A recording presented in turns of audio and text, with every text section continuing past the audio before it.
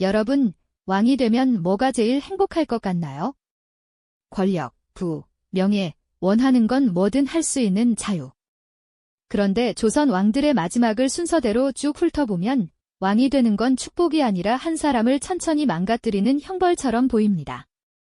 누군가는 숨이 끊기고, 누군가는 밥을 못 먹고, 누군가는 분노에 타 죽고, 어떤 왕은 어린 나이에 제거됩니다.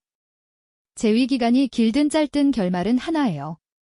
왕자는 사람을 남기지 않습니다. 딱 한 가지 질문만 할게요.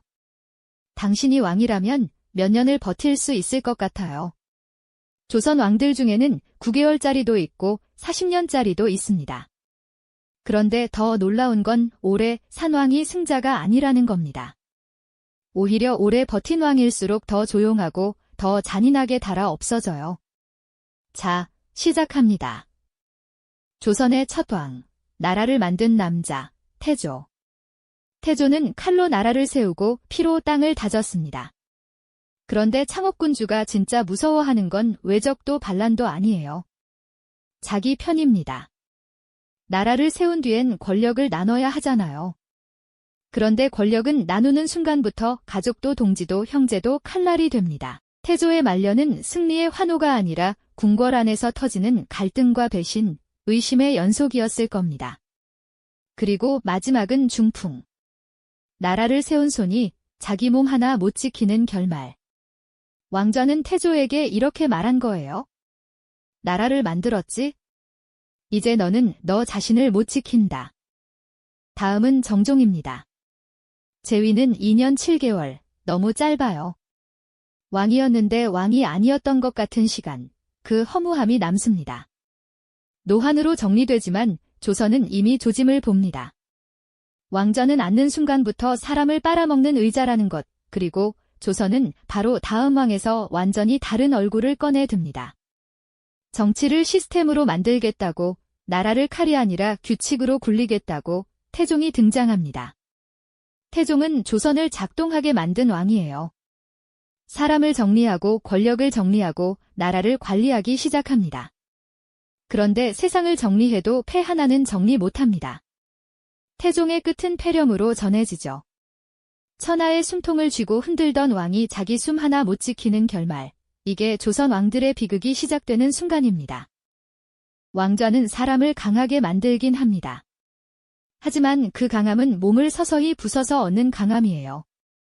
그 다음은 세종. 조선을 완성형으로 끌어올린 왕입니다.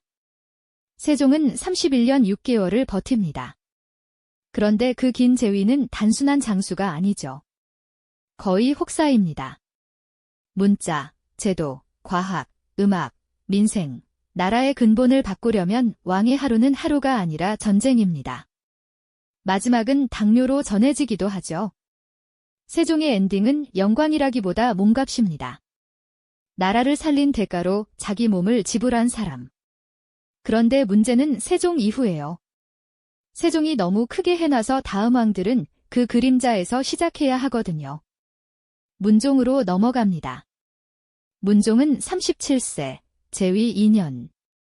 짧습니다. 이 짧음이 무서운 이유는 딱 하나예요. 왕이 약하면 궁궐은 더 잔인해집니다. 문종의 마지막도 폐렴으로 전해지고 조선은 다음 왕에서 처음으로 왕좌의 공포를 보여줍니다. 단종. 단종은 16살입니다. 이 말 하나로 게임 끝이에요. 아이였고 왕이었고 그 조합은 조선에서 가장 위험했습니다. 재위 3년, 그리고 독살. 이때부터 조선 왕좌는 단순한 권력의 상징이 아니라 제거 장치가 됩니다. 왕이 아니라 제거 대상이 된 아이, 그 공포가 궁궐 전체를 뒤덮습니다. 그리고 그 아이의 빈자리를 차지한 왕이 세조죠. 세조는 강한 왕이었습니다. 권력을 쥐었고 통치했습니다. 그런데 마지막 항목에 적힌 단어가 섬뜩합니다. 문둥병. 기록과 표현은 해석이 다양하지만 사람들이 이 단어에서 보통 읽는 건 이런 거예요. 권력을 얻는 과정에서 남긴 상처가 끝내 몸에도 남았다는 느낌. 왕좌를 뺏은 손에 지워지지 않는 흔적이 새겨진 것처럼요. 그 다음은 예종입니다. 예종은 19세, 재위 1년 3개월. 이건 통치라기보다 왕좌가 사람을 삼킨 사고에 가깝습니다. 마지막은 급사. 급사는 늘 의심을 남기죠. 왜 갑자기? 그날 무슨 일이 있었지? 그리고 정치는 그 의심을 먹고 자랍니다. 다음은 성종입니다. 성종은 25년을 버팁니다. 긴 시간이에요. 그런데 마지막은 폐결핵으로 적히곤 하죠. 오래 버틴 왕은 오래 닳습니다. 왕은 쉬면 안 됩니다. 쉬는 순간 틈이 생기고 그 틈으로 칼이 들어오니까요. 성종은 오래 달렸고 몸은 그 대가를 치릅니다.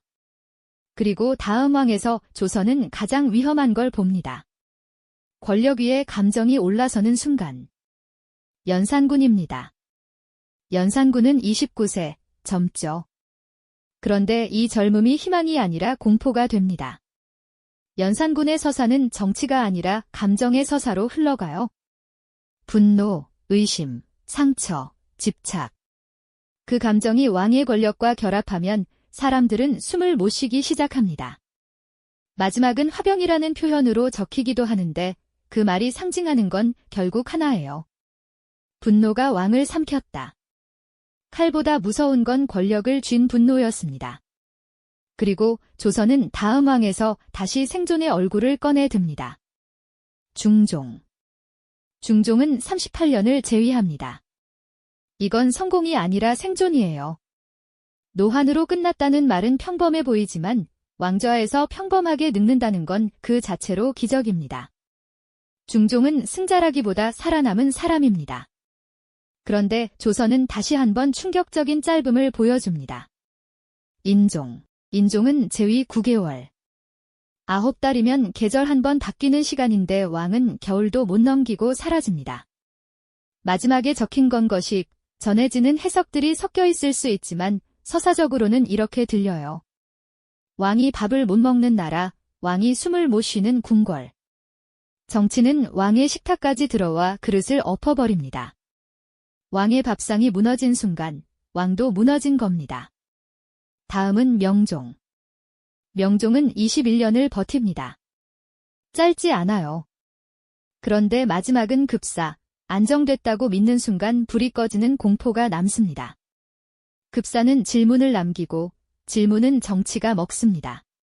그리고 이제 조선은 가장 길고 가장 힘든 시간을 통과합니다. 선조. 선조는 40년 재위. 숫자만 보면 레전드죠. 하지만 그 40년은 나라가 흔들린 40년이기도 합니다. 마지막이 자연사라고 해서 편안했다고 보긴 어려워요. 이건 평온한 죽음이 아니라 긴 전쟁을 통과한 생존자의 엔딩입니다. 끝까지 버틴 사람의 얼굴. 그리고 마지막 광해군입니다. 광해군은 재위 15년, 노환. 겉으로는 무난한 엔딩처럼 보이죠. 그런데 광해군은 왕이었으나 왕이 아니었던 시간으로 기억됩니다. 능력도 있었고 계산도 했고 나라를 살리려 한 흔적도 있는데 그 자리는 끝까지 그를 품지 않습니다. 그래서 광해군의 노환은 이상하게 이렇게 들려요. 끝까지 살았지만 끝까지 편하진 않았다. 자, 태조부터 광해군까지 쭉 달려왔습니다. 결국 이 연대기가 말하는 건 하나입니다. 왕자는 사람을 높이는 자리가 아니라 사람을 갈아 넣는 자리다. 다음 편에서는 이 뒤를 잇는 왕들, 인조부터 정조까지 조선 왕좌가 어떻게 더 교묘하게 사람을 무너뜨리는지 광이 오래 사는 법이 아니라 광이 오래 버티는 법을 더 깊게 파헤쳐 보겠습니다. 원하시는 왕이 있나요? 댓글로 보호왕 편지라고 남겨주세요. 지금까지 귀로 읽는 역사책이었습니다.